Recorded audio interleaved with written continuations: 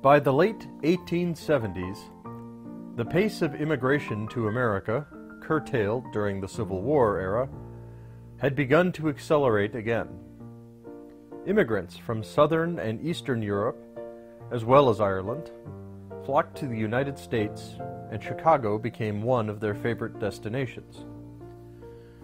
The American economy had begun to show signs of revival, and the city's meatpacking establishments, rail yards, and factories offered plentiful jobs to unskilled laborers.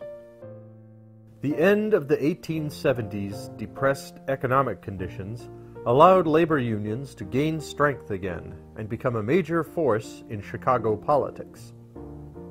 In the wake of the 1877 strikes, socialists, organized as the Working Men's Party of the United States, first found electoral success in Chicago.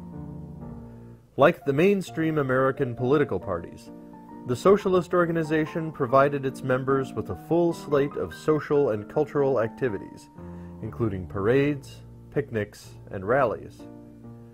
The Working Men's Party proved especially popular among German and Scandinavian immigrants, and, flush with success, changed its name to the Socialist Labor Party in 1878. But the Socialists quickly faded into factional squabbling as the city's Democratic Party reorganized itself and sent the popular Carter Harrison to the mayor's chair in 1879. Harrison was a wealthy city businessman who proved friendly to labor. Many socialists supported Harrison because he defended their rights to assembly and free speech. He defused the volatile temperance issue by failing to enforce Sunday laws and other curbs on alcohol consumption. The Harrison administration also decentralized control of the city's police department, and in many strikes, officers tacitly, and even openly, supported their neighbors' actions. The rise of the Knights of Labor, a national organization welcoming all workers, also reshaped labor politics in the city. The Knights were a secret organization founded in 1869 in Philadelphia. They had spread through Pennsylvania coal fields during the 1870s, largely on their appeal as an inclusive union not restricted to the members of particular crafts. The Knights first emerged in Chicago in 1877, when the city's craftsmen and unions had largely disappeared during unskilled workers' violent clashes with soldiers and police. The Knights' vision of an inclusive union stood in sharp contrast and offered the large numbers of unskilled laborers required by industrial economy with an organization of their own. Bringing workers from diverse industries together, the Knights of Labor organizers encouraged them to think of themselves as members of a single working class.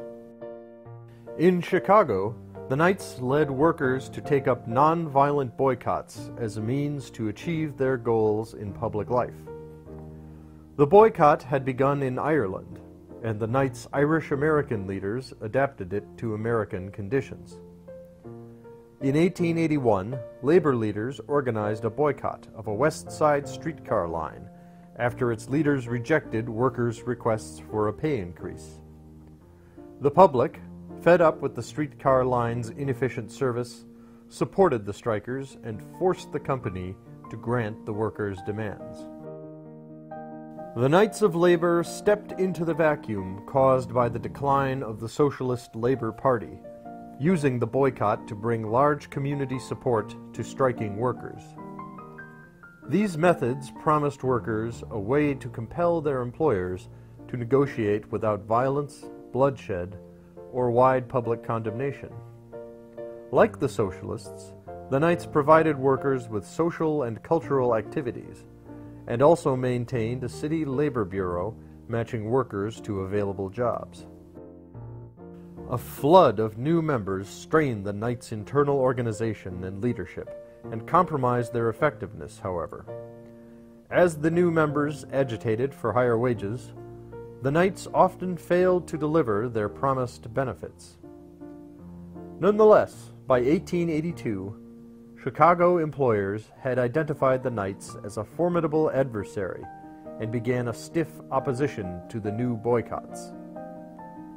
When local tanners went out on an ill-advised strike, they compromised the night's devotion to organization and arbitration over work stoppages. When they gave in to united employers, the tanners ushered in non-union shops where union men had once worked. While Chicago labor unions flourished under the protection of a sympathetic city administration, downstate workers faced more difficult conditions. Coal mining remained bitterly hard, dangerous work.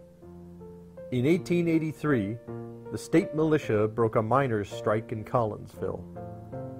Not content to merely put down the work stoppage, the soldiers pursued fleeing strikers across the county line, arresting 20 and killing 1.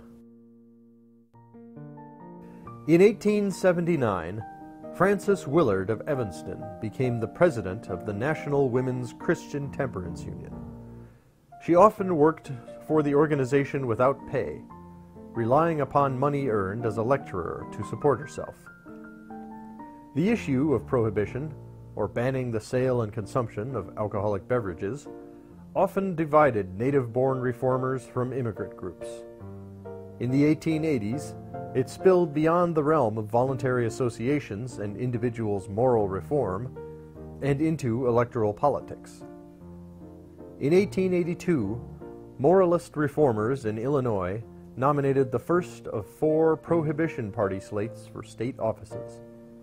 They found no success, but the new organizations provided women with new roles in electoral politics.